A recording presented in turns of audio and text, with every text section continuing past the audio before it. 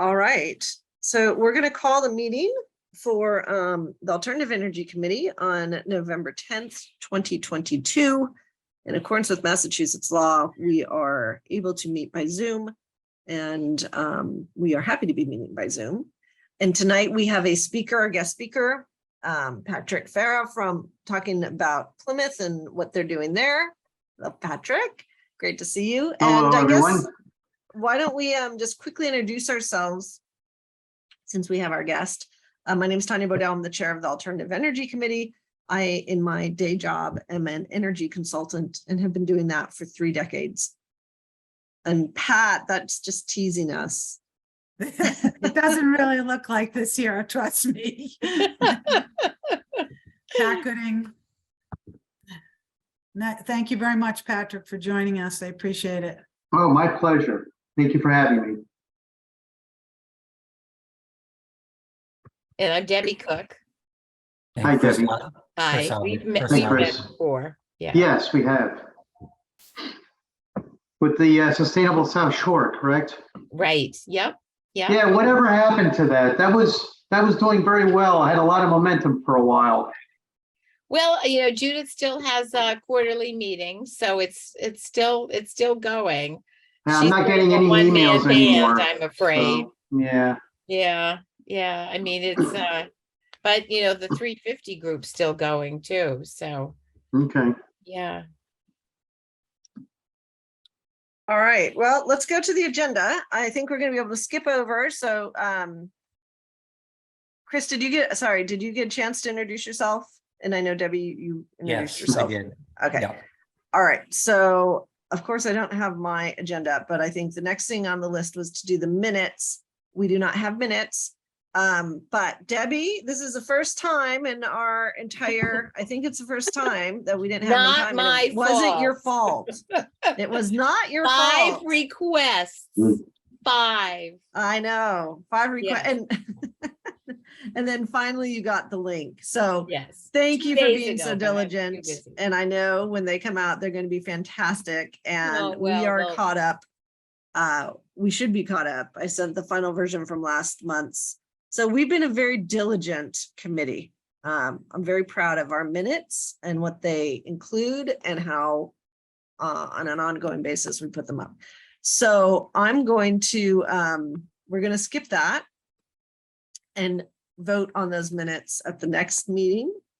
And let me just pull up the agenda. The next item on our agenda is our guest speaker. Yay. Yeah. So we're going to learn about what's happening with Plymouth at the Department of Planning and Development, what Patrick is doing, and we look forward to the talk. And I don't know, for purposes of recording, if we all take ourselves off, I think then Patrick might take over the screen, but I don't know how exactly this works. So we can stay on or we can stay off. Oh, please stay on. Okay. Yeah, because it's going to be very informal. And if you have questions, I'm happy to answer them along the way. So a lot is going on. Good evening. My name is Patrick Farah. I wear several hats in town. One of the planners, one of the conservation field agents, as well as the energy officer.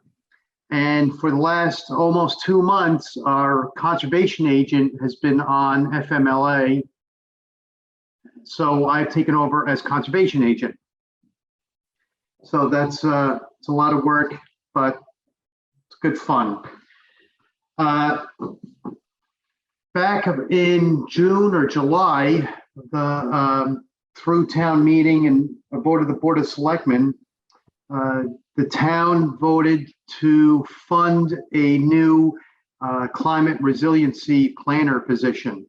And the gentleman's name is Mark Reel. And he's been working on a lot of the MVP grant, different climate action initiatives, trying to go over grants. And because I have such a full plate, he's actually been helping me with securing some grants of what I'm going to be talking about in a moment. So he has been wonderful in kind of moving Plymouth along. So one of the things that I wanted to talk to you about was back in 2013, we had a pilot program to put a single EV charging station up. We put one of the older ChargePoint 2500, CT's 2500 units, and it was a 2-port level 2. And we didn't have much of an expectation, maybe a dozen charging stations for the first year. Well, it was about 150, almost 200 sessions out of that first year in that location. Since then, and this has probably started in about April or May of 2013, as of October of 2022, we have a total of just about 25,000 charging sessions. We have 11 units up and running, and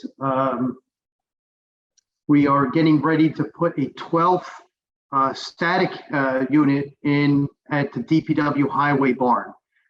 And I'll tell you why in just a moment. Greenhouse gas offset, over 127 metric tons for the life of the program. So Are you getting money for those? No. Who's The getting whole the idea is credits? because we are a tourist town, it was I don't want to brag, but it was one of my ideas with the previous Office of Community Development Director, Bruce Aarons. I don't know if you remember him from a long time ago, but he was very creative in loaning out or creating grant opportunities. And basically the model I came up with, since we're a tourist destination, many people like to come to Plymouth on their way down to the Cape, but they'll stop for lunch or dinner or whatever. Once in a while, stay overnight.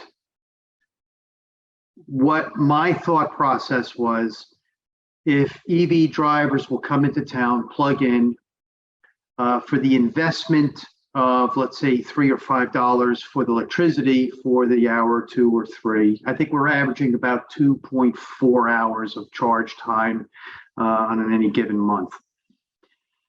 Let's say a family of 4 comes in, goes out to lunch or dinner. Let's say dinner, spends $150, $200, walks around downtown. There's a lot of shops, spends another $100 or $200. So for that investment of $3 or $5, figure anywhere between $150 and $400 was spent by that family. And these numbers, I didn't pull them out of a hat. I actually talked with EV drivers, especially, like 10 years ago when we first started this, when we had put up, I think, 7 units. We put up a single one, then we put 6 more. And we started getting some feedback from drivers saying, wow, I didn't know that you had this. And there was, at the end of the year, I do a energy officer report to the Board of Selectmen, and I analyze all the usage data. I don't know if you have ChargePoint units. Okay, so it used to be easier to collect. Now you have to actually reach out to ChargePoint, but they'll give you the zip code where the driver fob is registered. They won't give you the address, but they'll at least give you the zip code of where they're from. And we're getting people from Anchorage, San Diego, Los Angeles, almost every state.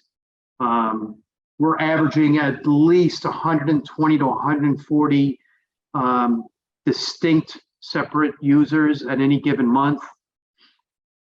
And getting more and more people providing some feedback that, wow, go to the Plymouth Plantation or Patuxent Museum now.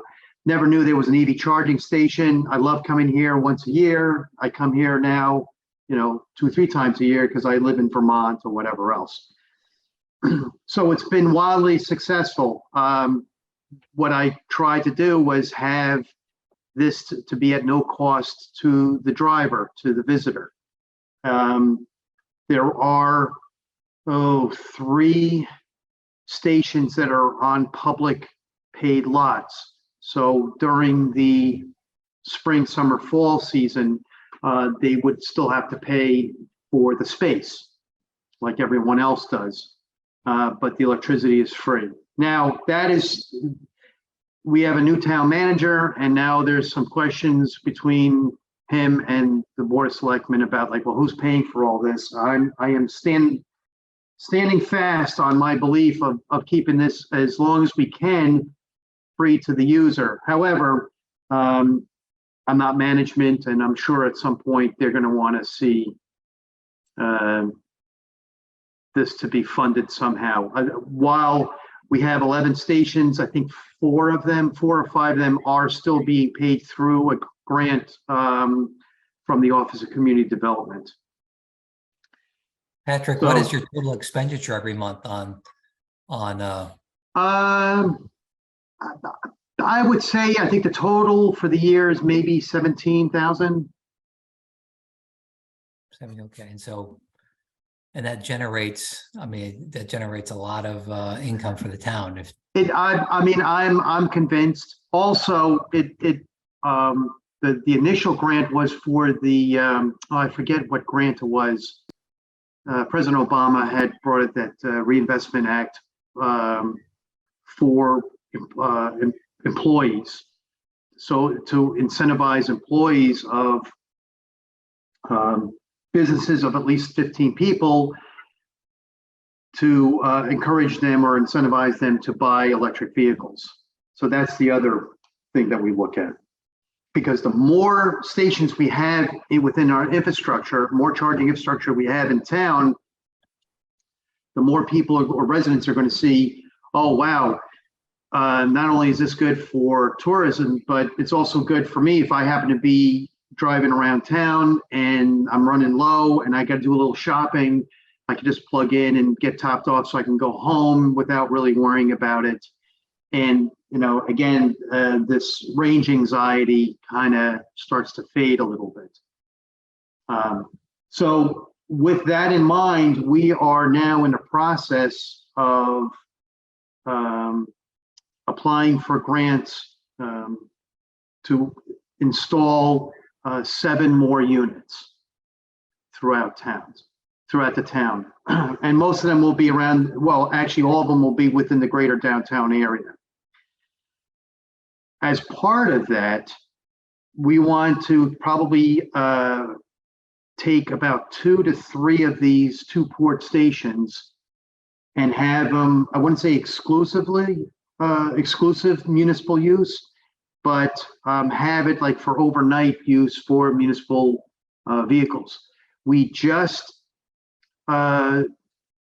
purchased 2 Chevy Bolts and a Ford F-150 Lightning. They just showed up Monday.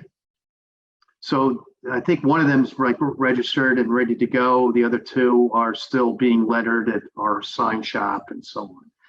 But we have allocated funding for 2 additional Nissan Leafs. So we'll have 5 EVs in our fleet very soon. Pretty exciting. You have a F-150 Lightning. Those are pretty tough to come by. Yes, and actually through the state bid list, I think it was like $38,000. It wasn't expensive, but anyway, so it's a great program. Oh, and I just ordered a Juice Box Pro. Have you heard of that? And that'll be at the highway barn. So when they're doing service, or if someone has to park there, if they have a meeting or whatever else, they could plug into that unit. And I'm hoping that gets installed within the next month or so. Is a Juice Box another charging brand? It's another charging brand. Yeah, it's a lot less expensive. ChargePoint has a fleet charger, and it's probably close to $3,000. And I think I spent $1,100. In fact, I just purchased it today. So that's what's going on in the EV world in Plymouth. So we're making some great strides in that. Is Cohasset a green community? Yes. So back in 2009, we started talking about it. In 2011, we went to town meeting. And the stretch code at the time required not just new construction, but also additions. I don't know if you remember that.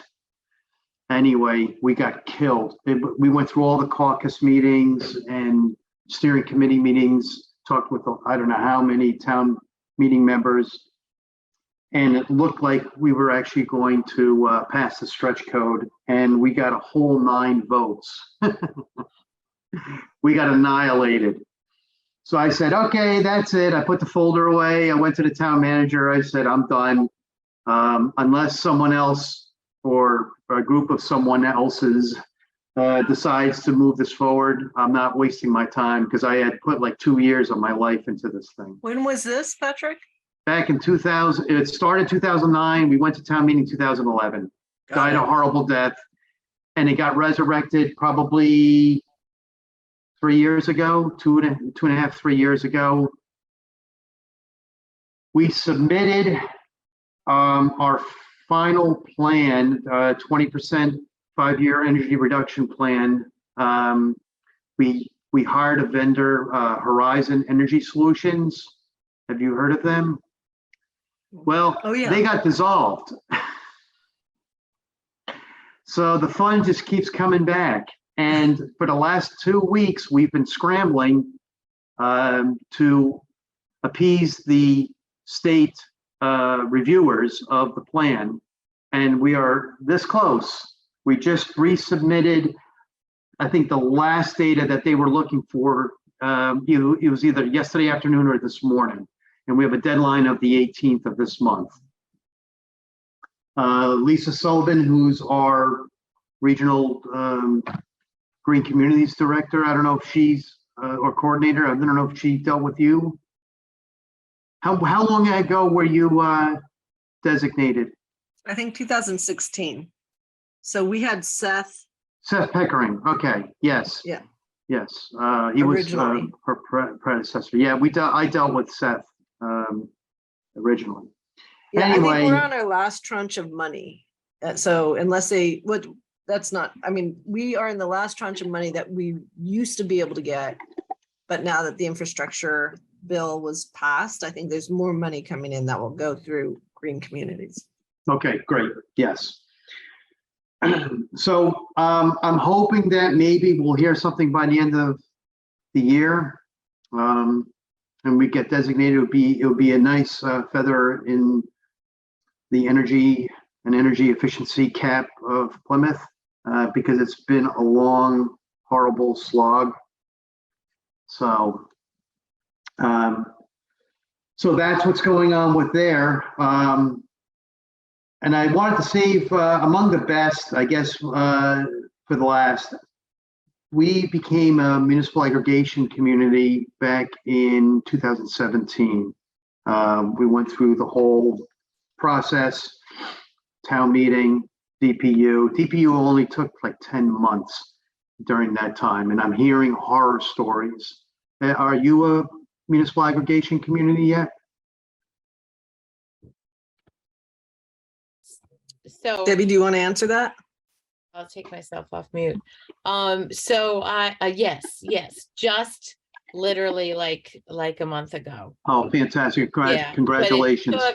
It took almost, over 3 years. And I remember you mentioning that at the Sustainable South Shore, there was a few other towns that DPU has really dropped the ball on it. So I'm kind of curious to see what's going to happen, especially with Maura Healey as governor, Right. because Well, she's well aware of this. right. So so there were 6 towns in our group. We did it but you have good energy too, right? You well, you're not- Dynegy. Pardon? We have Dynegy. Oh, Dynegy. Okay. So Anyway, so 3 South Shore towns, 3 North Shore towns. and we finally did get approved, but, and, well, anyway, so but I did hear, that they're going to be watching us very carefully. The DPU is really, watching, and you have to dot every I and cross every T. They're getting really strict. Right. Who is your vendor or consultant? Good Energy. Oh, Good Energy. All right, Yeah. so they're the ones who petitioned DPU and came up with the Yes. plan? Oh, okay, we use Colonial Power. So back in, maybe it was 2015 or 16, when we, through the office, through All Colony Planning Council, I was on the interview team, and we had like 5 or 6 different companies that we were interviewing on who would be the best to help facilitate the different South Shore towns going through this process. And I came up with a question, and I asked this question of all the 5 companies, and only Colonial Energy responded positively, and that was, if a resident wanted to opt in or opt out at any time during the contracted period, there would be no penalties, fines, or anything. And the basic response I got from the other 4 companies was, well, you're going to have people gaming the system. I did not disagree. I said, absolutely. But for a town of 62,000 people, if 200 people or 300 people want to game the system, let them game the system. We're a fairly conservative town. I'd like to still say blue state, but maybe we're becoming more purple. I don't know. But it's very difficult. Libertarianism is alive and well in Plymouth. And people don't like to be told what to do, especially by their government. So I tried to make it as easy as possible. In fact, in the beginning, it was quite difficult when the program was just about to start. I actually I was threatened a few times with my life and my family's life. Oh yeah, I had people coming right up to my face. I thought I was going to get hit once. It was interesting, and I kept saying, "Come on, please hit me. My wife and I can retire." But what happened was, in October of 2017, we entered our first 3-year contract, and I was first thinking about a 2-year. Colonial Energy, Mark Capadonna, who was fantastic, said, "Why don't you go for a longer contracted period? It'll be more stabilization throughout the period." And I said, "All right, you're the professional. I'll listen to you." And we contracted or secured a 10.33 cent rate. And I think there was one 6-month period we were just over, but the other 2.5 years, all those quarters, we were below Eversource. Are you Eversource or National Grid? National Grid. Oy vey. So we're Eversource, and we consistently, except for that one 6-month period, we were always lower. In October of 2020, we entered a second 3-year contract, which now expires on October 1st, 2023, and we're at 9.807. Wow. And to make things even better, I said to Colonial Power, I said, I want to have a 100% green energy product option. So if people want to opt in or opt up, we call it, they can apply for it. And that rate is at 9.897 cents per kilowatt hour, No. which comes out to about $3 or so a year more if people really look at it. So we have the best rates in the state. or that's what I'm being told. And we have saved, the community has saved since October 2017, over $28 million. Now, with, I saw National Grid's winter rate it came out a few weeks ago at 33.4 cents. We do not know what Eversource's rate is. I should find out by the end of this month. And I was told that National Grid signed that contract like at the absolute worst time, because the price has gone down since then. But Eversource, the forecast is going to be over 20 cents per kilowatt hour. But I'll know within the next couple, like I said, probably hopefully by the end of the month.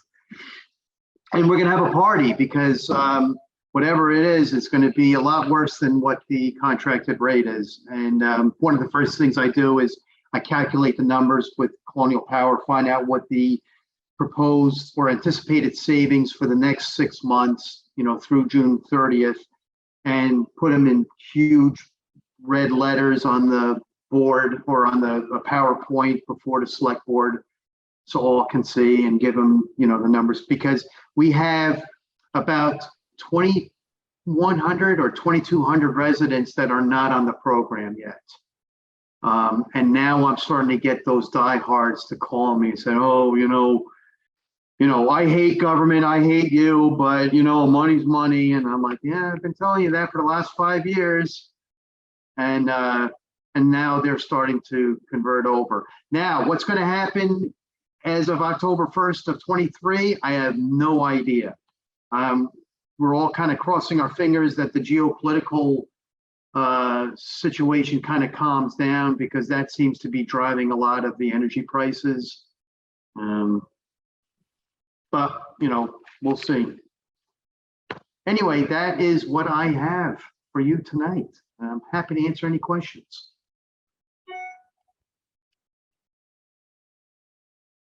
Have you done any renewables other than the community aggregation? As in, what do you mean? Like solar? Oh, so we batteries? have only one solar project on one of the high schools. That was a few years ago. I've been looking at Canopy Solar. I've been looking at Solarize Plymouth, a program. But what happened with Yarmouth? I'm sure you've heard what happened. Was it Solar Fox or something? Fox Solar.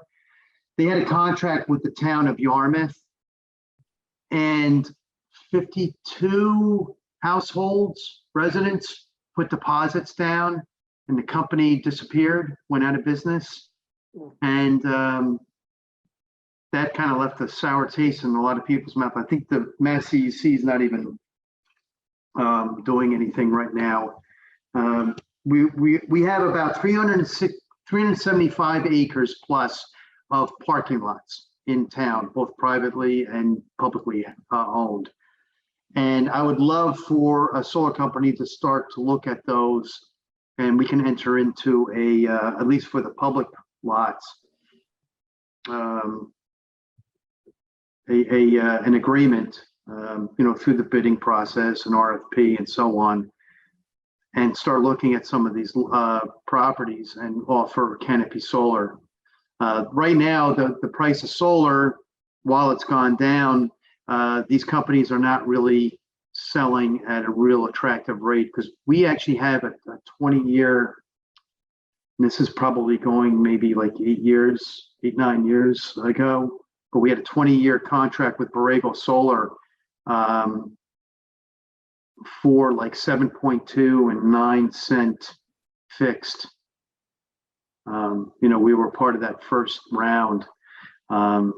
And actually through Titan Energy, who's our consultant that deals with our Schedule Zs and that whole program, the municipalities at net zero and the schools are very close to that. So we're in a pretty good place. So if we go with Canopy Solar, or rooftop solar on municipal buildings or parking lots. I am not very interested in buying the electricity. I mean, unless it's at a really good rate. And right now, none of the solar companies can offer that. So what I'm looking at is something a little bit different and just offer either a pilot, payment in lieu of taxes, or a simple land lease. And sell the power as you see fit. And we'll just take a rent payment every month. And do you have a lot of sites where you can do that? I think there are a number of sites that we could actually do that. We actually just signed with Power Options. That's that nonprofit. Okay, so we just signed with them. I think about maybe a month ago or so, and they're going to help us look at several locations, and I think they use Select. Mhm. Yeah. They just rebid it, and so they just brought on board another player who supposedly is very good with affordable housing and small projects. Oh, that's Select perfect. is good for large projects. They will give you a price for a small project, but it's not quick and responsive. So supposedly there's a new player that they brought in, very qualified on the small stuff, and they're looking at rolling them out, I think, soon. Oh, that's excellent, because most of the lots, we have a couple of very large, nice sized lots that you could probably put a meg or two on, but most of them would be smaller, 200K, 100K, 400K or so. And my argument has been for years, well, while you'll have one unit that's smaller, but if you have 10 or 20 systems in the aggregate, it does, come together. So I don't know. We'll see. We'll see what Power Options has to say. But I gave them a bunch of information a few weeks ago, and they're kind of going through the numbers.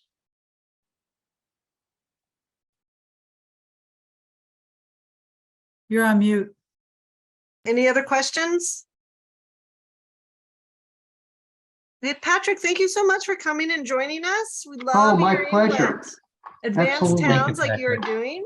Debbie. I had one question for Patrick. When you Yes. did your renewing, when you renewed your contract, Yes. did they make you go through, a ton of paperwork again, the DPU? I mean, No. what was that like? All right, so here is something that you need to consider. If you, let's say all right, to sign a contract, it's just a signature of by the town manager. Basically, we listen to our consultant, Colonial Power, and I'm not a hedge fund manager or futures guy. I listen to what they have to say, but I do a little bit of research. I have a friend of mine who has friends in the industry, so he throws out some questions, and I do some kind of background investigation and such. If I think it looks pretty good, I'll go to the town manager, which I've done before, and say, listen, you know what, this could work, or we should kind of keep shopping. What I found out fairly recently, which I did not know, is, let's say, because Eversource and National Grid go out every 6 months, right? And National Grid goes out about a month or two before Eversource. Let's say you have a contract for a couple of years, and it's a good rate, and Good Energy goes out on your behalf, cannot find a competitive rate. So you say, well, you know what, we're gonna hold off. We're gonna let the contract expire until we find something good. If you do that, you have to go back to the DPU and go through that whole bloody process again. And I did not know that, and that is a little concerning. However, I'm being cautiously optimistic for all of us that our respective consultants will do right by us. So, So sorry, I just want to make sure I understand. So once you're in the community aggregation program, you can check out anytime you like, but you can never leave? you can Or, leave, no, you can leave, but if you want to go back in again, you have to reapply at the DPU. And if it took you 3 years, it's going to take another 3 years to get back in again.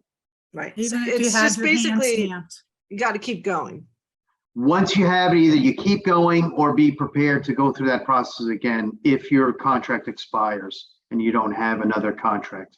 in But our place. plan says if the select board doesn't think it's favorable pricing, we don't do it. Correct.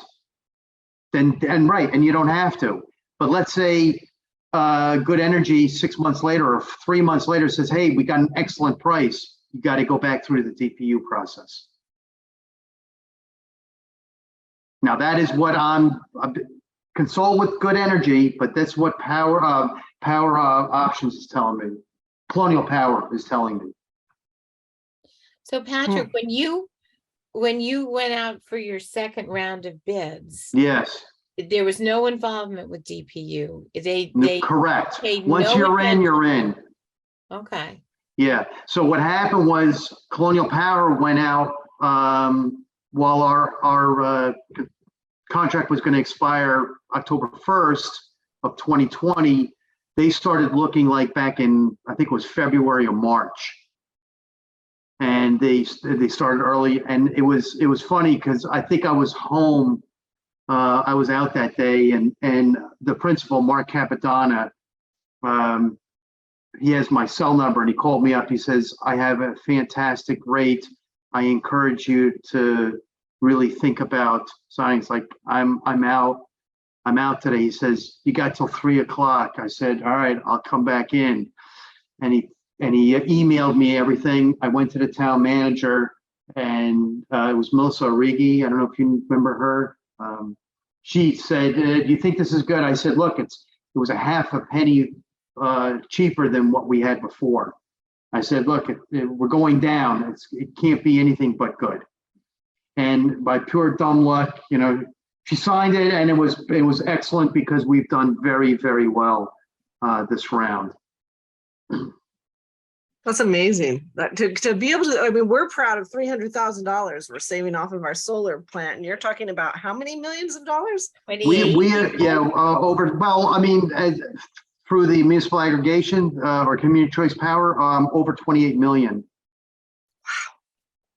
Yeah, you know what? DPU made us miss our window. Yes. I mean, yes. and, everybody is so angry at this. I mean, and the thing is, I don't know what kind of recourse communities have, because 3 years is just absurd. 10 months was absurd. It is, and there are some things going on. Yeah. Well, so there's more, because as a municipal aggregation community, you can also create your own like Cohasset Save program, like Mass Save program, and take that money from the energy efficiency fund and create your own energy efficiency fund and a program. And we're very interested in doing that. You can take that money away from. Yes, from Eversource and create our own program, just like Keep Light Compact. We started talking with them like 3 weeks ago, and we may join them. However, the DPU is, because of lobbyists from the utilities, they are not happy about that at all. So they just passed this little thing, basically saying that if you want to have your own energy efficiency program, you cannot, at least this is with Eversource territory, you cannot take customers that have natural gas.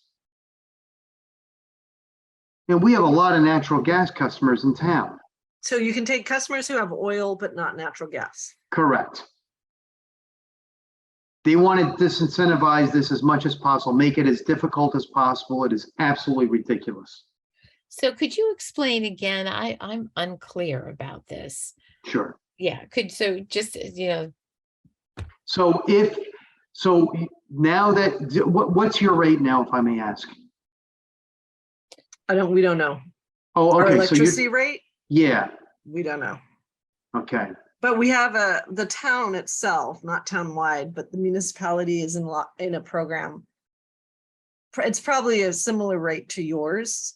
Are you except with the it's not South Shore renewable. Educational Collaborative? Yes. Okay, we are too. So for the municipality, so we have probably the same rate. So what is the rate? I don't remember, was it Okay. 9.4, 9.6 or something like that? It's a very good rate. 9.6 I think something like that for the supply, and then the for the transmission. supply. Transmission and delivery is up to the utility. That's where they make their money. We have no say in that. but you're talking the residential rate. I am talking about the community rate, which is residential and small Right. business. And Right. that is at 9.807 cents per kilowatt hour. Oh, And that was from October 2020 through October 1st, 2023. So can you explain the program, what you're talking about again, how you can get this All right, money so in? once a community becomes, you have your community choice power supply program, and you become a municipal aggregation community, then you are eligible to create your own energy efficiency program if so desired. So I don't know what National Grid has. Is it Mass Save also? Yes. Okay, you can take, when you look at your electric bill on page 2 at the very bottom, there's a little tiny fee for energy efficiency. And Colonial Powers already crunched the numbers, and we're close to $4 million a year. Just Plymouth, the town of Plymouth, that if we create our own energy efficiency program, we could take that close to $4 million or so and create our own program and offer incentives to the residents of the town of Plymouth. And if you do that, are you going to do it as a revolving fund? Are you going to set it up as an enterprise fund? Are you thinking we about? haven't even gone that far because my thought process is, instead of creating the wheel again, why don't we just jump on board with Cape Light Compact, who is very interested in having us join them. And Cape Light Compact is who? What do they do? Oh, that's Cape. They have their own energy efficiency program. So all the towns on the Cape and Martha's Vineyard and Nantucket have their own energy efficiency program, which they've had for years. Okay. So, Wow. And they have the contacts and connections and approaches. yeah, Do so they outsource create everything? they create their own programs. And we could create our own, we could do it in-house, we could contract a company to run it, or the other option was possibly join with Cape Light Compact. So Now, yeah, Patrick, go ahead. Yes. so who oversees and is there any guidance about, or, regulation about what you can use it for or not? I mean, could you give outright grants to someone to buy an induction stove, for example? I mean, Oh, I mean, it would be whatever the law allows, the rules allow for that type of thing. Again, we're just starting to talk about it, so there are a lot of questions. The first question was, does Plymouth want to create its own program, or do we want to piggyback with Cape Light Compact, who's well established? And Now, that's a good question. So, yeah. So have you thought through, like, if, for example, you end up letting it lapse, and so, like you were saying, then you have to go back through DPU. I don't know what happens during that lapsed period. Do maybe people You're revert back to on Eversource? basic service. And Yes. so then they can capture that fee, so you don't have it anymore. Oh, no. Oh, so you're talking about the fee for energy efficiency? Yes. Ah, great question. If a community wants to create their own energy efficiency program, you have to always have a contract. You can't let it lapse. Even if the price is not as attractive as you'd like it. So you always have to have a contract with a competitive supplier? Yes, Okay, so, and that's why you get the money, because you're no longer with the utility. You get the money, not the competitive supplier. no. So the mass save money comes off. Yeah, of- this is two different things. Mass Save is part of the energy efficiency program that a community can do once they become a municipal aggregation. Yes, Right. So Okay. you would have to have a contract with another third party continuously. You could, like I said, you cannot have an energy efficiency program if you don't have a contract with a third party supplier. Two different programs, two different pots of money, but that's how it works. got it. Okay, And that's why Keep Like Compact always has a supplier. And I know like years ago, there was some issues. They were, I think, always buying from Con Edison, and the rates weren't very good for a couple of periods. You know, they were much higher, and I think there was a class action suit and all that. So nothing's perfect. And anyway, we're in the beginning stages of just kind of talking about it. I think when we had this meeting with Cape Light Compact, Margaret Song, and she had told us that the DPU now says, you know, that little sticking point that anyone that has any resident or small business that has natural gas, we cannot take that money from them. They can't be part of the energy efficiency program. Well, Plymouth has a lot of, you know, our most densely populated areas natural gas. I mean, we have a fair amount of oil and propane, but so I think I think there's a double dipping issue, because Hingham has a municipal light plant, which That's different, means yeah. they don't have mass save, right? They Right. can't get mass save. The only people in Hingham who can get mass save are the ones that are on natural gas because of National Grid. right. So it's very possible they realize, okay, so if you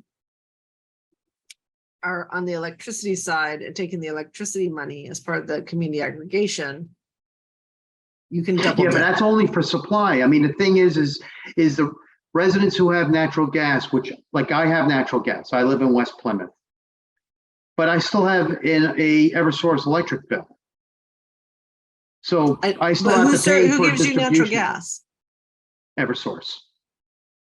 Right, that's the point. So Eversource collects. But the thing is they've combined, they've thrown this wrinkle in just to make it very difficult, because the utilities do not want to see communities do this. No, they don't, because it's one step further. The camel's nose is already under the tent with community aggregation. Correct. And then you start getting Correct. the neck Yeah, in, and then and in full disclosure, I am not a fan of the grid, of the large utilities. I believe in microgrids. I think we should solar orient every single structure, super insulate, energy efficiency, and create our own local power everywhere we go. But that's me. okay. All right. Well, listen, we need to move on to the rest of our Yep. agenda. But Patrick, thank you for joining us. Everybody give Patrick a round of Oh, applause. thanks. This is I'm welcome great. to come anytime, so feel free to reach out. Thank you. Have a Pat. happy, Thank you for holiday arranging season. this. Yes, Oh, yeah. thank you. Take All right. care. Thanks. Bye. Bye. Bye-bye, Thank you so everyone. much. Bye. Good night. All right, this is fun. Fran, welcome. Great to see you, everybody. Fran Collins from the advisory committee. I'm glad you're here. Hi, Fran. I'm really glad you're here, because we're going to need to try to get on the agenda at some point. So our next topic is marketing and social media, which is Josh. Did he ever post our happy birthday pictures? Do we know? Haven't seen him. Okay. I'm going to put together, oh, I know, I think it's on me, shoot. So I'm going to put together like 5 sentences about our cute little landfill and give it to Justin, who will post it along with the pictures. The good news is all of those pictures made it into the select board presentation. I gave them an update on what we're doing. Very well received. I'll send you the presentation slides. That was last week, Tuesday.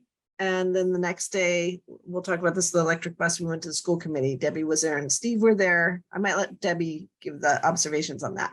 But okay, so marketing and social media, there's two things happening on that. By the way, one is the social media, which Justin is going to be posting. I'm going to send 5 sentences. Debbie put them on my to-do list like tonight. And then the other thing is I've been speaking with Carol at the Anchor about the electric school buses. And so something may be coming out soon if it hasn't already. I think she would have sent it to me, but so, you know, again, I think let's keep getting our message out and thinking about what we can post. And I did get an email that Josh can't make it tonight. Anything else on marketing and social media? Again, remember, I think what I'd like to do is have this be natural, right? That people just, they see articles, they send it to Josh and say, this would be good to post. And then Josh said he would take those articles in. And sometimes we send those around anyway, but I think it's just making sure Josh knows we want it to be posted. Sounds good. Okay, good. Next topic is the community choice aggregation subcommittee update.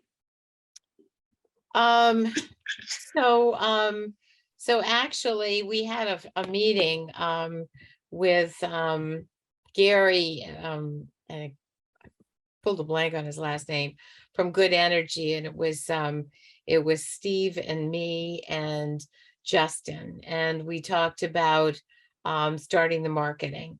And the thing is with the electric aggregation, yeah, we basically have this timeline of when these different products have to come out and everything. It starts when the bid has been received and approved. So the thing is, we do have to do some background things. And one of the things, for example, was you know, some videos and basically so we can have those actually lined up with bullet points and things, but we can't shoot them until after, because they'll probably have aspects of the program in there. We won't know that yet. But anyway, we talked about, you know, all the different marketing. I just sent out an email to figure out, you know, who's going to maybe take the lead on this. Gary is new to this and he wasn't sure. He'd never seen this PowerPoint that Daria had given us before she left. And that was the one that laid out all the steps. And so basically it's almost like educating him about the, you know, how this should go. And anyway, it is in the works. We're on it. Justin is going to definitely help us. You know, he's very, very enthusiastic, not familiar with the program, but I think we just have to hammer out sort of who's going to take the responsibility, who's going to shepherd this through and make sure the components get done. So that's kind of where we are. So does Good Energy give us like a checklist of what needs to be done, who does it? They gave us a timeline of tasks. And you know, they're pretty self-explanatory with some explanation.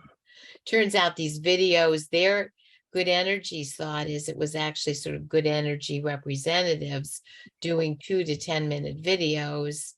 I sent in my email, we didn't discuss it, but I was thinking that we should actually have opinion leaders from town, you know, maybe from the select board and school committee, PSO, different things like that, talking about the program in more general terms, with that we would supply the bullet points and have those ready. We can have those ready to start.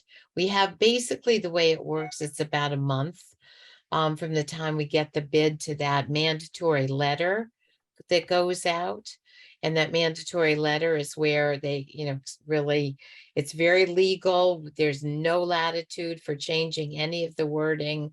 And then basically that's where they get the, the opt-out card, and that's, I think, is included in it. And then they have one more month to make the decision if they're going to opt out. Otherwise, then they're in the program. So one of the things that I wanted to do, and I don't know what, Tanya, or maybe we could talk about this. I was thinking it'd be kind of fun to take the 6 towns, because I think we'll all be coming in about the same time, and see if we can, have a competition with the 6 towns to see how many people we can get to opt up to the 100%, and really focus on that and make That is cute. That's cute. Yeah, I mean, I don't know, I don't think there'd be any, that we need permission to participate in something like that from the select board or whatever. But that's one of the things I was thinking. I was trying to think of something that we could do. We could actually have like a leaderboard or something, that they're pulling ahead. And that way we could really focus on the value of opting up, because traditionally hardly anybody does that. And that's where we're going to really make some difference. Right. Okay, so what's the timing? Like when is Good Energy thinking they need to get the videos going? Or so the problem is, I think the problem is they were going to have a meeting, I think, with Chris Senior. I think it was this week, actually, and I haven't, I haven't heard anything about it. We're sort of a pre-bid meeting where they talked about it, and then they were talking about, I think one of the things that we have to be really careful about is not doing anything until they actually start the whole bid process, because they may be delayed because the rates are so unfavorable right now. So they don't want to come in, and yes, they could go under them, but they're so high that invariably they're going to drop. They could drop below what we negotiate. So they're talking about maybe even as late as the spring going out for bid. I don't know. I mean, So it's they a haven't- dilemma, huh?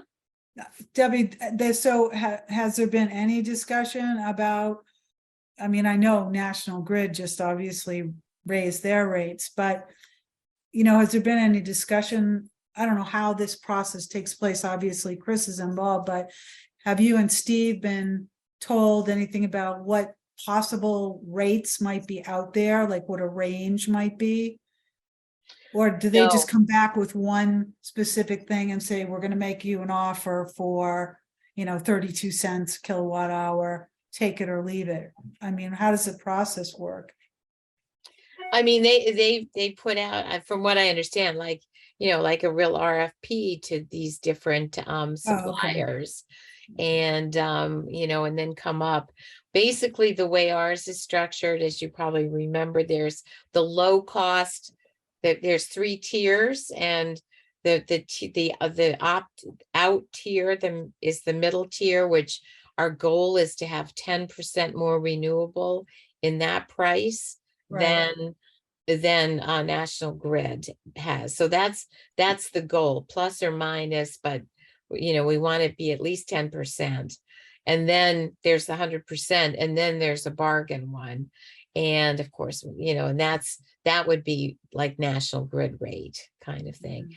And but it's a really, I think they're really pulling their hair out trying to figure out, because if they get us a bid, let's say at 25 cents right now, and it's 33 cents, yeah, that looks great, but who knows what that'll be later, and then everybody will be paying more. So we have, they're really kind of stuck. Wish we were in Patrick's situation. 9 cents sounds pretty darn good. Hey, Well, Debbie, considering they're talking about maybe not even having enough energy for for the winter. That's what Eversource, I guess, said recently, was in the news. We're gonna have trouble providing the supply. But Pretty scary. one of the things that like he was talking about, where everybody was getting angry at him about the town, one of the, the town sort of having the opt-out kind of a thing. I mean, that's what National Grid does to everybody. When you sign up for National Grid, you get their portfolio of supply and nobody complains about it, but there are other options. I mean, we probably all have a different third-party supplier that, so I think that's the way we're going to try to couch as much as we can. The language that we're going to use is that, that basically we're just, this is, we have to figure out how to phrase it, but basically it's not much different than you sign up for electric power, you get National Grid. And in this case, we're trying to do better for you than that. I mean, so I don't think it should be inflammatory, actually. Yeah. No, I think, look, you don't buy high, sell low. That's not a good thing. So we can let prices settle down. This winter is going to be brutal. It is, I mean, it's just going to be brutal. Prices are already up. And I think there's enough energy supply that I don't see a major, like rolling blackouts or freezing pipes or things like that. But it's going to get hairy if we have a multi-day freeze. If it's just moderate or low, moderate or mild, we're fine. But if we get a frigid vortex for 5 to 10 days, that's when the rubber starts to hit the road. Hey, Debbie, I'm just a newbie here. I don't understand what this is all about. Could you send me some of those links and PowerPoints and so on that I can bone up on this? Sure.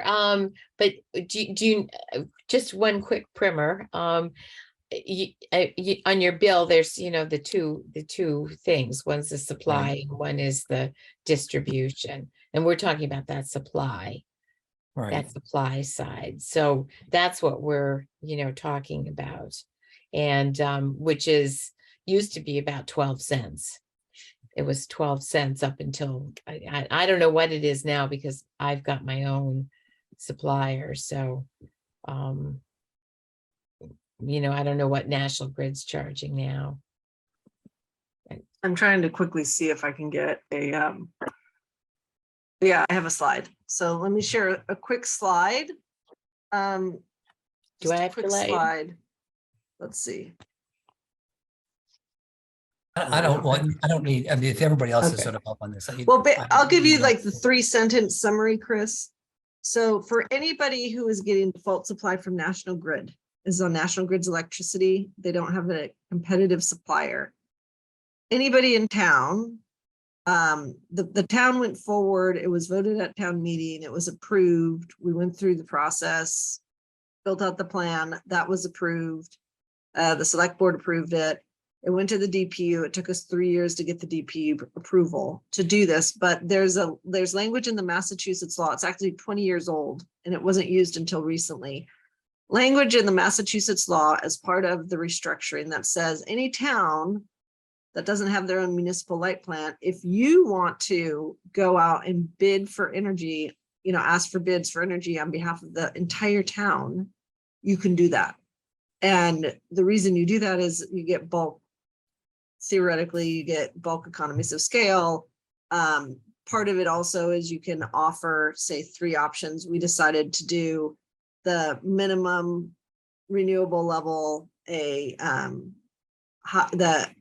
minimum renewable level, a level of renewables that's equivalent to the cost we pay now with National Grid. And then the third was 100% renewable. So those were the 3 parts of the plan. Fran. The latest distribution charge is 7 cents, 0.75745. And that's distribution or transmission? Distribution. And what's transmission? Transmission is 3.902 cents.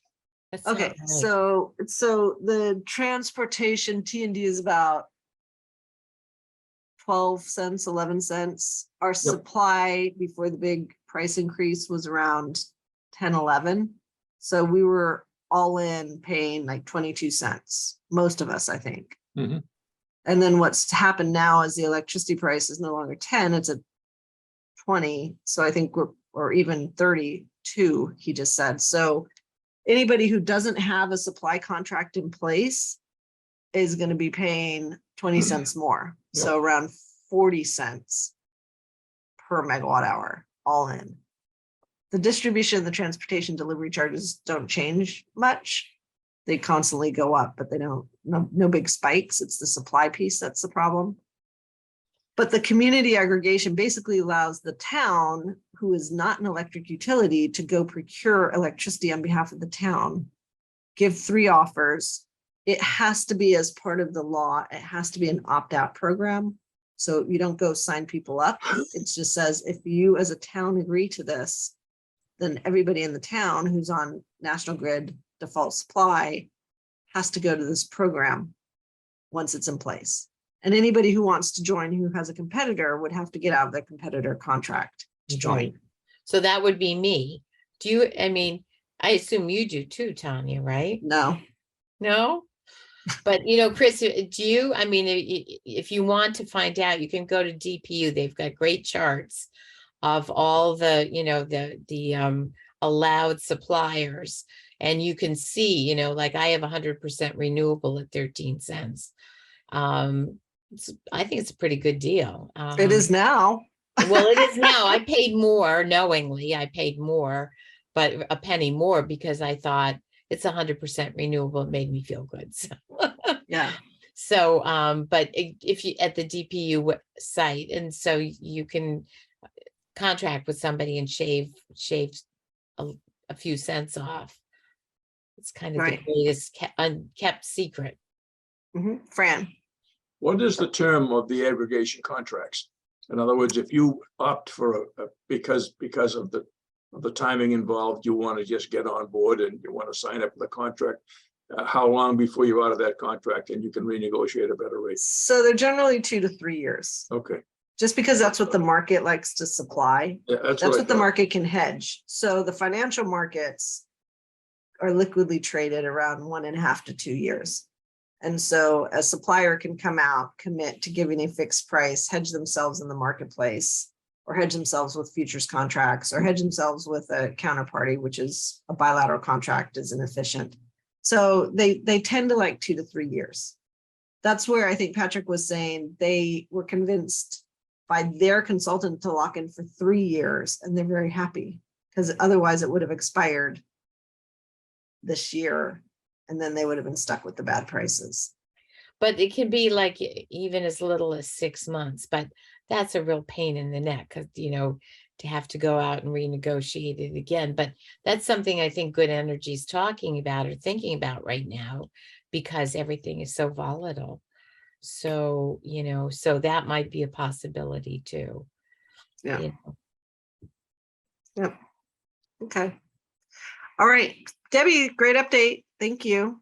I think we need to put together a marketing plan. I think make sure that Good Energy is meeting with the town and then understand the videos, what we can do to help them get the videos. That's weird. And then, you know, be ready to go. Things should settle down. I mean, oil prices are settling down. The gas is an issue. The LNG is an issue. But once we're out of the winter, the market might stop being scared. Yeah, this has been delayed for a while. Okay, great. Electric school bus. So last week, we, Debbie and myself and Steve went to the school committee to give our, I don't want to say our final presentation, but to basically present to them the committee, this committee's recommendation to proceed with the electric school bus demonstration project. And we gave the presentation that I had given to you all basically at our last meeting, which was consistent with what we gave the capital planning committee or capital budget committee presentation. We gave that presentation, answered questions, and I'm going to turn it over to Debbie again and let her tell you her impressions of how it went and what the final vote was. I think you should do it because you were the star on this. You're the leader, the driver. No pun intended. Well, okay, so the good news is they voted unanimously. I thought we might not get unanimous, but we did get unanimous. The school committee voted unanimously to proceed. So the advisory committee, the alternative energy committee, I'm looking at Fran, the alternative energy committee we've handed over the keys to the bus, if you would. We've given it to the school staff, and they're in the process of working with NLX. There's going to be a meeting next week to discuss what the details of the electric school bus are. NLX is very excited, but it just comes down to the schools getting comfortable that the details of the negotiation still allow them to proceed. They'll then bring it back to the select board or to the school committee for approval. Then we'd go to the advisory committee for approval. And that's more, just saying, yes, it's a good idea. Capital budget and select board. Now, what the schools are doing is negotiating the details. So the vote was to proceed with negotiations for the electric school bus demonstration project with NLX, the recommended winner of the bids. So that's what they're in the process of doing. That's what the meeting next week is going to be. In the meantime, parallel paths to that, the schools decided that they needed an extra bus because they've had a lot of bus issues this year. They've had a lot of bus driver issues this year. They've had buses break down. They've had drivers get sick. So the schools, in looking at all of this, said, you know what, we really need an extra bus. Like it's hard for us to operate with 7 buses plus the 2 old backup buses that are those are actually working better than some of the leased buses. But the leased buses, we still pay for the maintenance, and then they're out of service, and they're now 4 years old because this is the extended part of the lease. So while we were separately going forward with recommending the electric school bus demonstration project, the town, prior to the warrant article deadline, voted to let the schools get an 8th bus. And that was voted on by the capital budget committee, the select board. I think did the advisory get that? You must have gotten that, Fran, as well, the 8th bus. Yep. The 8th bus, and of course the school committee wanted it. So the nice thing is we've got convergence happening. So the 8th bus was for purposes of problems that the schools have been having, but the vote to fund an 8th bus also allows, in the mind of the school, we are displacing the diesel bus with the electric bus. So our hope was to get the price down to a level that would beat a diesel bus. We got it down to that level. And so the schools, in going through the negotiations, in effect already have funding. And we don't have to wait. And so, well, they don't yet. It's going to town meeting and it's on the warrant article. So the vote was to put it on the warrant article and recommend it. So at town meeting, there's going to be a vote for supporting the 8th bus. Right now, that 8th bus is priced to be a diesel bus. And depending on how the negotiations proceed, if we were to get funding for that 8th bus, that would allow the schools to then simultaneously effectively use that funding for the electric bus to be able to move forward with signing the contract with NLX without violating municipal laws and municipal financing laws, because they would then have the money and they just displace out the old bus or the diesel bus. Just to clarify, that doesn't mean that this is going to be voted on to do the demonstration project, correct? Like the demonstration, the electric school bus demonstration project is good, or we still have to wait for town meeting? No, the electric school bus demonstration project doesn't have to go through town meeting. Yeah, okay. the electric school bus demonstration project right now was voted unanimously by the school committee to move forward with negotiations of the final details. I got confused there with the extra bus. Well, there's an extra bus that has nothing to do with the electric school bus. Okay. All right. So it's that extra bus. Now, if for some reason that 8th bus doesn't get voted on, the schools have to figure out, you know, do they just substitute out one of the 7 buses for the electric bus? Okay. Or is it an incremental cost? But right now, the electric bus is not the 8th bus. Okay. Right now, the 8th bus is a diesel bus. And that's for separate reasons. But if the electric school bus is able to move forward, it would probably displace a diesel bus. So there'd be no 9th bus. I guess that's the point. Okay. That's clear as mud. I mean, it's but it's all, I mean, it's all coming together nicely. It took more than a year to bring it together like this, but the time, because one of the problems is timing, right? If we were 2 years into our lease and we had this electric school bus demonstration project, it would be a problem, because where do you put in an extra bus? Now you're talking about, it's not a savings, it's $25,000 more. That's not where we are because of the timing and the way it worked, and they extended their lease for 1 year and now they're going back out to bid again. The timings, just stars are aligning, timing's coming together very nicely. Well, very happy to hear that we're doing the demonstration project. I think it's a great win. Thank you very It's much. not for final your yet, leadership. but we're one step closer. Okay. We are one step closer. And there were some questions, right? There were people who were very supportive, some very good questions. You know, the parking issue is still an issue. And you know, there's logistics. There's logistics if they don't have a parking spot. This bus would have to be parked separately. Separating the fleet makes a logistic issue, you know, so it's still not, you know, done, but I think it was a strong show of support by the school committee. And I think the school Definitely. superintendent and the school staff got the message loud and clear, which is if you come back to us and say it's not going to work, you better have a good reason why.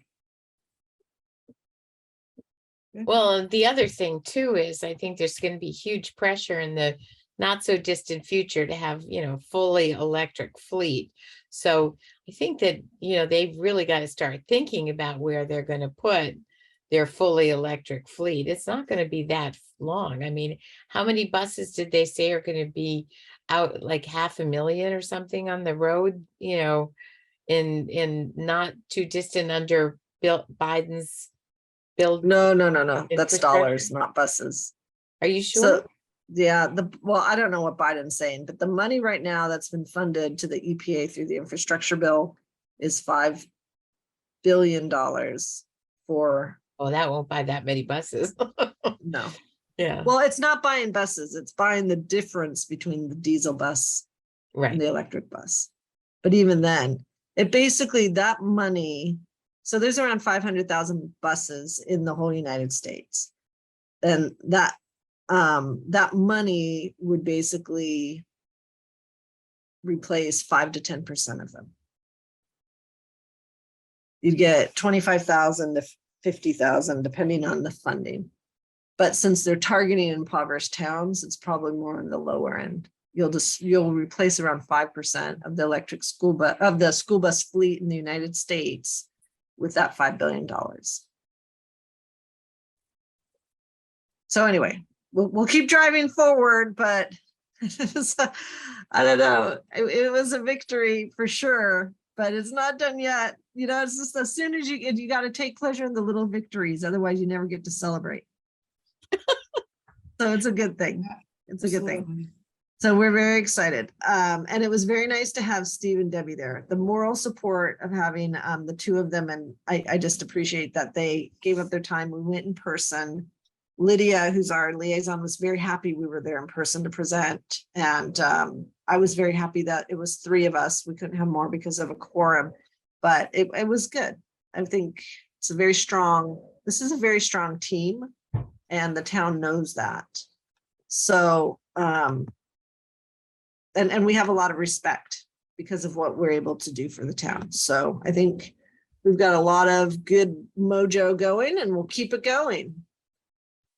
I think even the biggest penny pinchers of our Yankee town, and I am probably one of them, appreciates how we're looking at saving money as well as saving the environment. Okay, the next one is solar energy and the Stop and Shop Smart 2.0 credits. So right now where we stand is this: the town council has a draft of an agreement where the town would buy a credit from Palmer Capital. That credit, it could come from any solar panels anywhere. It just so happens to be that the solar panels they're looking at getting those credits from would be located at the new Stop and Shop buildings in town. I like the local power better than having it like in Western Massachusetts, which we couldn't really get the credit for anyway, or Plymouth, right? Although now that I know that they have a lot of space and they'd like to get a lease, could be, you know, a good way to save money if it's a good way to save money. Otherwise, you know, being able to get more solar in town as building blocks for reliability is not a bad thing. So the way it works is we've been offered a price. It can either be a fixed percentage, which guarantees us savings, or it could be a fixed price or a credit. And so what happens is when the solar panels, wherever they are, produce electricity, there's a bill credit that say it's $10. And so the question is, what do we have to pay somebody to get that credit? So if we pay 9 cents to that person, the developer, we would get a 10-cent credit off our bill. And so you can see how on a net basis, it would make sense to do that. So we're trying to move that forward. The status is, because of finally getting the letter of intent signed and given to Palmer, they were able to put themselves into the queue, and National Grid came back. I think I mentioned this last time. National Grid came back and said, oh yeah, we're doing a cluster study with a lot of other projects that want to move forward. And it's going to be, you know, it's 100 days, but by the time we finish it, it's probably going to be, you know, 10 to 12 months from the time we started, which puts us into next spring. And then that's going to decide what National Grid needs to do and who's going to pay for upgrades to the system because of the solar that's coming on. And I don't want to point fingers and blame Situate. I'm not going to point fingers and blame Situate. But I will say Situate, I know for a fact, has overbought renewables. So they are like more than 100% covered on their renewables. And you know, anytime you're putting up renewables on a part of a system that was not meant to have electricity flow backwards in the mind of the utility, it's going to create issues. So I'm hoping it doesn't stop us from being able to move forward. National Grid's being a little bit cagey about it. I asked for information, who's in the cluster study. They said, we can't give you that, it's not public. I said, well, it should be, because cluster studies are public at the wholesale level. Why wouldn't they be public at the retail level? And then I say, can you just give me the queue, you know, tell me who's in line, because some of those projects aren't real. Like the MBTA project is in the queue. I know this for a fact. It's 1.75 megawatts. That's not going anywhere. So Are you talking about in Cohasset? Or, so Tanya, I'm sorry, could you, maybe I missed it. Could you define this cluster study, what it is? Well, I can tell you generally what a cluster study is. It's basically, in order to get a solar project connected to National Grid's system, to it, sorry, that's my dog, to the wooden poles with the tar on the bottom, you have to submit and go in line. You have to go in line. That's the queue. And when you say, I want to go build this, they'll say, okay, they're looking at the queue and they're like, well, what if all these get built in front of you? What's it going to cost us to connect you to our system?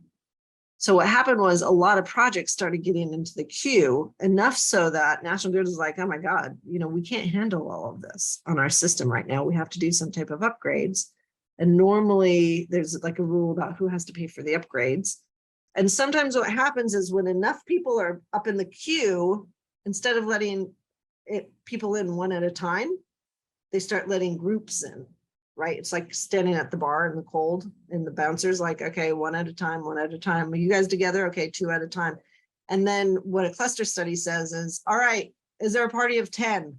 Is there a party of 10? Come on up to the front. So that's a cluster study. They basically take multiple projects, put them together, and say, we're going to study all of you at the same time because you all have the same timing. You all want to get on, and all of you are going to create a problem. So why don't we study it all together, figure out what we need to do to be able to let you all get online and give you an interconnection cost associated with that. So then, and does the group, Tanya, need to pay National Grid so they can do the upgrades to accommodate us? Not us, because we're not in that cluster study as far as I know. Well, I mean, the maybe people we in the are. cluster, the I have people in the no cluster. idea. But you have to pay National Grid for the study. And then So- you have to pay for the upgrades that they conclude are needed. You do, This okay. is the split 'em on- situation we had when we were looking at the potential for solar on the middle high school, et cetera, and they came back and said it was gonna cost like $500,000 to connect and all that. That was the same thing. What was that, 2 years ago? Yeah, last year.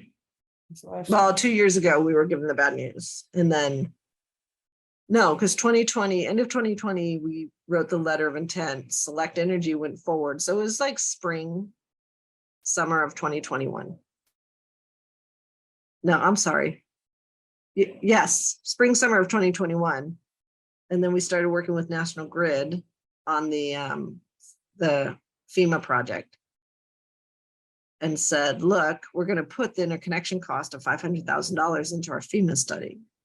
And they're like, why would you do that? And I said, because they might pay 75% of it. And all of a sudden they're like, well, okay, we'll get back to you. And then they came back and said, so we realized it's not you causing the problem. It's everybody in front of you. So it's not your fault. But so it might have been part of the cluster, like the cluster study started in the spring of this year. And I don't even know who's in it. This is the thing. I don't know what's in it. I don't know if there are projects I know are dead. Is the high school project in it? Is the MBTA project in it? And what National Grid says, it's not you guys, it's everybody around you. Which it maybe isn't bad, because it's like, okay, so if you're going to upgrade the system, Right. once you upgrade the system, build it out and then charge us a lower price. Right. So we'll see. We'll see. We sort of have to finesse this, but if this goes forward, this isn't, by far the best solar projects for us to do are on our own property. By far, because on a third-party roof, we're not going to get a great credit, right? We'll get like a 10-cent credit, but if we built it on our own roof right now, we'd be getting a 40-cent savings.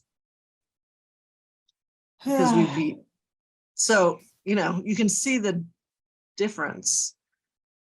So but I'm sorry, it wouldn't be it'd be a 40-cent credit because we'd be not paying for the transmission, distribution, generation, but we'd be paying more. We'd be paying like, say, 12 cents.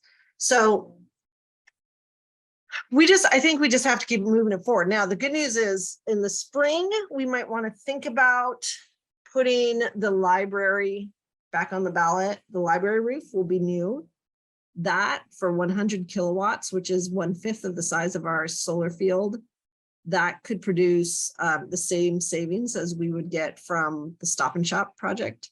So the Stop and Shop project, this tells you the price, this tells you the difference in savings. We would get the same savings from the Stop and Shop project as putting it on the library roof. The difference is the Stop and Shop project is 500 kilowatts and the library roof is 100 kilowatts. Oh, wow. So it's a factor of 5. Yeah. And that's consistent with what we saw in 2020 on the bids, which was to do a credit. And that's what to do a credit, you can save like 1 cent. to put it on your own roof, you could save 4 to 8 cents. So, The frustrating thing is that we just don't have enough municipal real estate to really do too much with. Now that the school's out, I mean. right.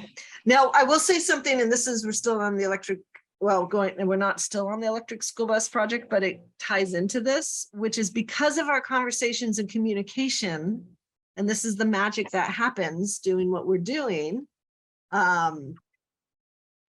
Because of our communications, there are people on the school committee who are now thinking in terms of, we could have a bus depot, we could have a car, we could have the solar panels, we could have charging stations, we could have the electric buses could park there, electric vehicles could park there, we could charge for the charging stations for visitors from out of town, we could charge traveling athlete buses from out of town.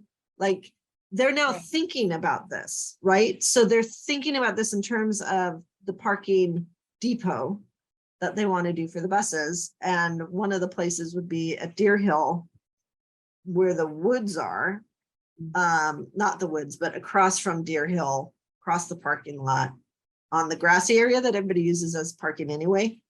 And they would just turn that into an official bus station parking location.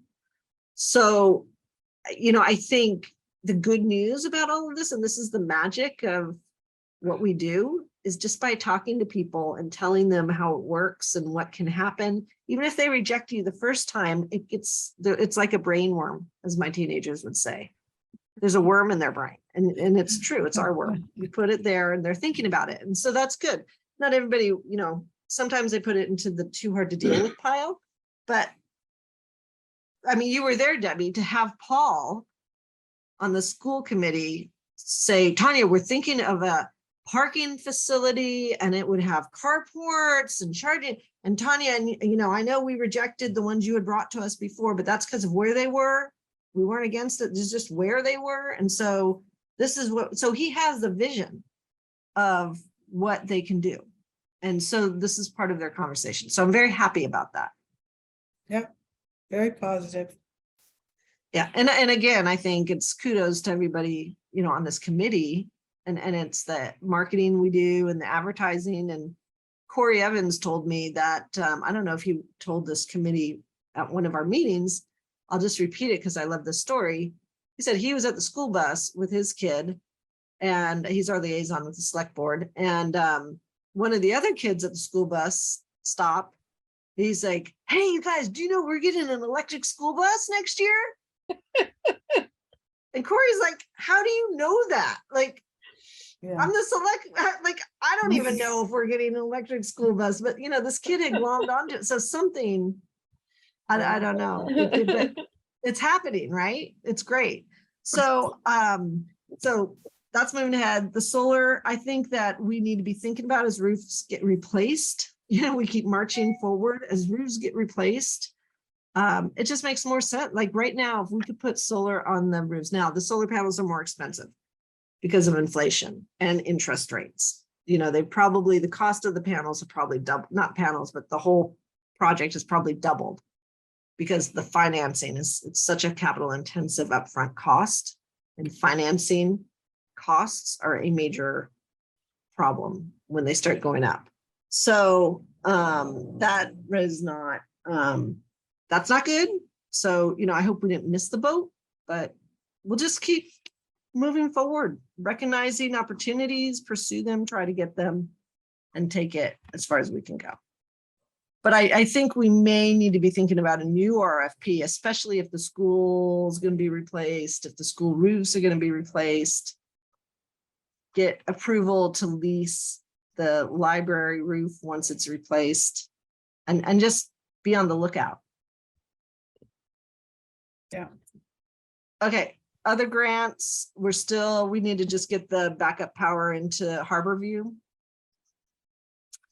Chris, you and I need to get on that. So maybe we should call a meeting with you and me and Taffy and the Harborview manager. Great. I've been waiting to hear back from Power Options and the new the new company they brought on board who might be able to help us with this. But we just might want to at least get one Tesla, or not one Tesla wall, but whatever we can buy with the 20,000. And try to match it with the Affordable Housing Trust money that they got from the movie that was filmed in town. Yeah, well, if you want to compare calendars at some point, I'd be happy to do that. Okay, perfect. So I'll reach out and copy you on my email to the Power Options teams.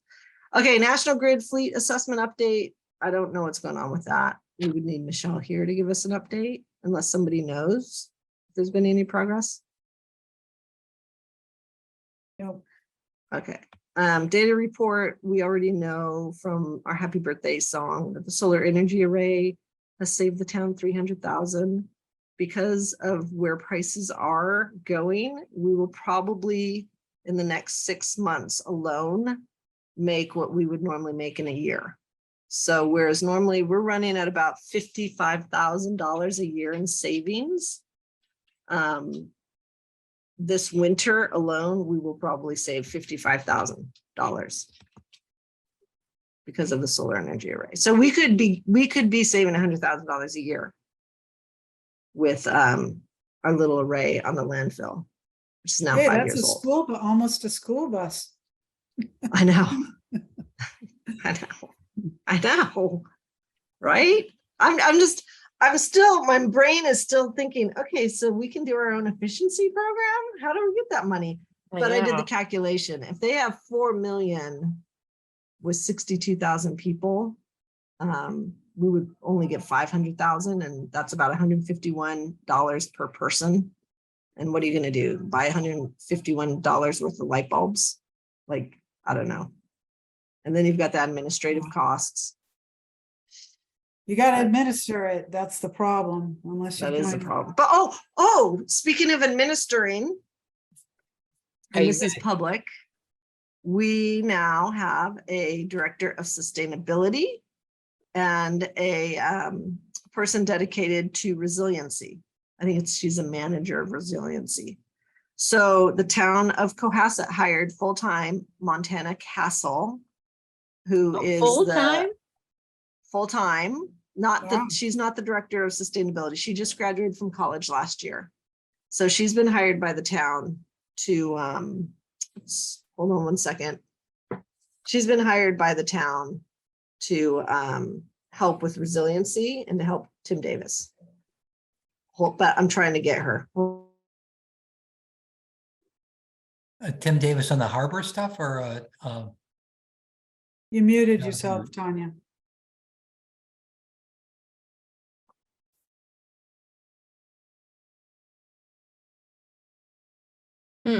Okay, sorry about that. So full-time junior staff for 1 year is Montana Castle. They were thinking of having her be responsible for resiliency grants tied to the harbor and the seawall and other mitigation methods for addressing sea level rise. And Tim Davis and his resiliency team would be using her. And then the director of sustainability that we share with Hingham was approved to be hired on October 31st. And she signed the contract last week, is Virginia Leclerc. And Great. Virginia Leclerc, full disclosure, is a resident of Cohasset and is working with me on the Hingham Climate Action Plan. That's great. It is. I mean, it's great because of the continuation, and she's awesome, and she'll be she used to be the director of sustainability for Dedham. And she's been working on the climate action plan for Hingham. So, it's very natural. The challenges, as the chair of the Alternative Energy Committee, I'm a town employee. She would be a contractor, but would also be a town employee. And then she would be an employee of mine. And so that creates a conflict of interest issue. But it doesn't stop there. Also on the Hingham level, it's the same thing, right? I'm hired by Hingham to do the climate action plan. I'm an employee of Hingham. She, as an employee of Energist, is an employee of Hingham. And then she also would be a separate contract with Hingham. So we're talking to, I called the ethics hotline. We're talking to the lawyers. We're making sure everything's very, very clean because we do not want to create an appearance of conflict of interest. So we're just working through those details, but at the end of the day, we either have to put up walls or she has to choose one or the other, or we have to get letters from town council and written opinions from the state saying we could do it. So we're trying to figure out what the ethics issues are and resolve it, but I have no doubt they'll be resolved, but she's already been hired by Hingham and Cohasset. It's great news. So It is. So, and she would be working with us. So that's she would what I be was asking. Who's she going to be working? So they were thinking of putting her on us as they were thinking of having her be our liaison, so sort of be our Brianna Bennett and help with the whatever we can do on the climate action plan.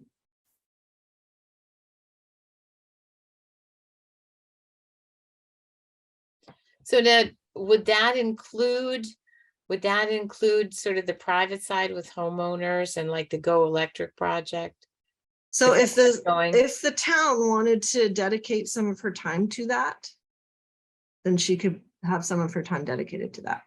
So we don't have any authority. We just make recommendations, but we also we could just make recommendations on this is how we think it'd be a good use of her time. Okay. But I think it'd be 1/3 of her time and she'd be a resource to our committee. That was the original plan. But if we have to put up walls, then we might have to switch it at least for the next 5 months as the contract with Hingham. Anyway, you can tell I've done a lot of thinking on this. At the end of the day, I just want everything to be very clean and very above board and have no risk of a perception of conflict of interest. So does she have a portfolio of projects to start working on, or With whom? Ginny? Yes. Oh, yeah. Both Cohasset and Hingham have a portfolio project and a job description and everything. Cool. And I think for us, she would also potentially be helping with a carbon accounting. And she would be potentially helping with a plan to go net zero. And if the town wanted to do a climate action plan. Again, I think these are some of the things that were in the job description that was posted publicly. So Tanya, one thing I was wondering about, would we have the ability to talk with her directly? How would She'd be like Brianna Bennett. So remember Oh, when okay. Brianna, that But is she- like the, Yeah, I mean, Brianna was kind of in a different role though, wasn't she? Was kind of like a intern, and this is a different. So I mean, I was just wondering if there is so, I mean, I can't answer, all of the details because I don't know, but I think, I don't even know if she's called Director of Sustainability or Collaborator, but I think they changed the title. Hold on.